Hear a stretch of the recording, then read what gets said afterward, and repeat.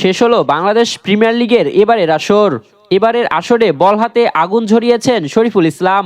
12 ম্যাচে 26 উইকেট নিয়ে রেকর্ডের পাতায় নাম লিখিয়েছেন তিনি। চলুন এক নজরে দেখে নেওয়া যাক এবারের বিপিএলের সেরা 5 জন বোলারকে। নাম্বার 1, চট্টগ্রাম রয়্যালসের শরীফুল ইসলাম। এবারের বিপিএলে বল হাতে একাই তোলপাড় সৃষ্টি করেছেন শরীফুল ইসলাম। চট্টগ্রাম রয়্যালসের এই পেসার 12 ম্যাচে 26টি উইকেট শিকার করেন। টুর্নামেন্টে সর্বোচ্চ উইকেট সংগ্রাহক হওয়ার পাশাপাশি তিনি একবার 5 উইকেট নেওয়ার কৃতিত্ব দেখিয়েছেন।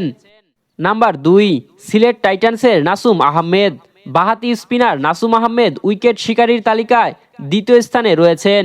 সিলেট টাইটান্সের হয়ে 12 ম্যাচে নাসুম আহমেদ শিকার করেছেন 18টি উইকেট। নাম্বার 3, রাজশাহী ওয়ারিয়র্সের বিনুরা ফার্নান্দো।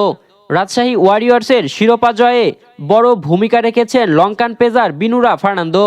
11 ম্যাচে 18টি উইকেট নিয়ে তিনি এই তালিকার তৃতীয় স্থানে আছেন।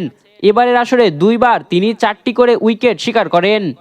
নাম্বার 4, রাজশাহী ওয়ারিয়র্সের রিপন মণ্ডল। তরুণ পেসার রিপন মণ্ডল এবারের বিপিএলের বড় চমক।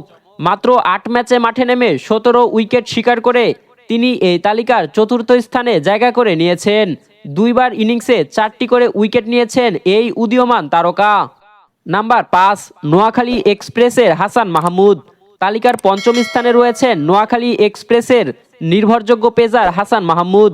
10 ম্যাচে বল করে তিনি নিয়েছেন 16টি উইকেট।